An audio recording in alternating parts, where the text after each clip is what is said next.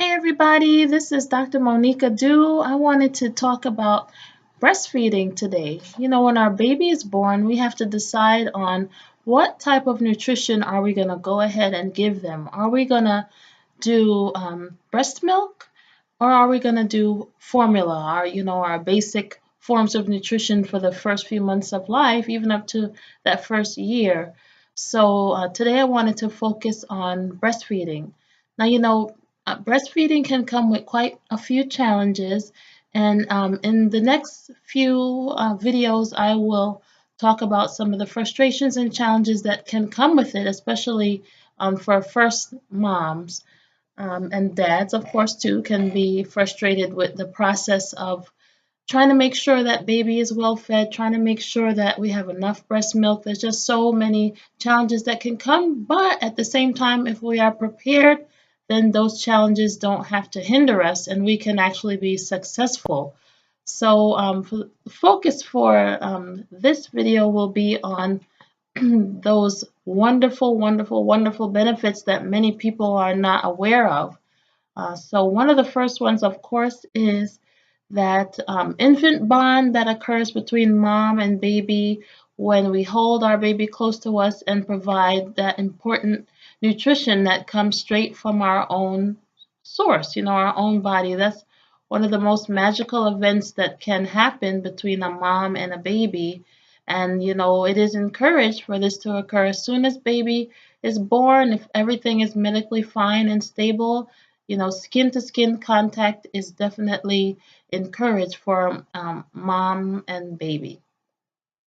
Another benefit, of course, is that it is cost effective. You have no need to buy anything. You just have to have mom and baby ready and available, and there you have it. You don't have to purchase anything, whether that's, of course, obviously formula, bottles, other tools, and things that are necessary to get your formula prepared, water and so forth. All those things are costly and they can add up, over time. So definitely, breastfeeding is one of the most economical and cost-effective practices that moms and parents can do for their children. In addition, I wanted to get further into some of the actually biological and chemical benefits that breast milk can afford for babies. So quite a few things. So I'm just going to go ahead and roll them down for you. So breast milk, of course, contains lots of important fats that are good for a baby's brain, including DHA. Of course, it contains lots of vitamins, vitamin A, vitamin C, vitamin D, vitamin E, you name it. Definitely quite a few vitamins that are important for your infant's growth. Minerals, of course, like calcium, potassium, chromium, lots of important minerals that your baby needs. Growth factors that help with intestinal growth so that we can have a nice intact intestinal lining so that when anything comes in, we have a protective layer. So that's also one important component in breast milk. Of course, it contains multiple proteins and hormones beneficial for your baby. Of course, it contains lots of enzymes or catalysts that help to initiate chemical responses and signals in your baby's body and immune system. Speaking of immune system, it contains white blood cells actually, and white blood cells are important for your baby's defense of infections. So it's definitely going to help protect against, and I tell you, multiple infections, including upper respiratory, GI infections, ear infections, multiple diarrheal illnesses.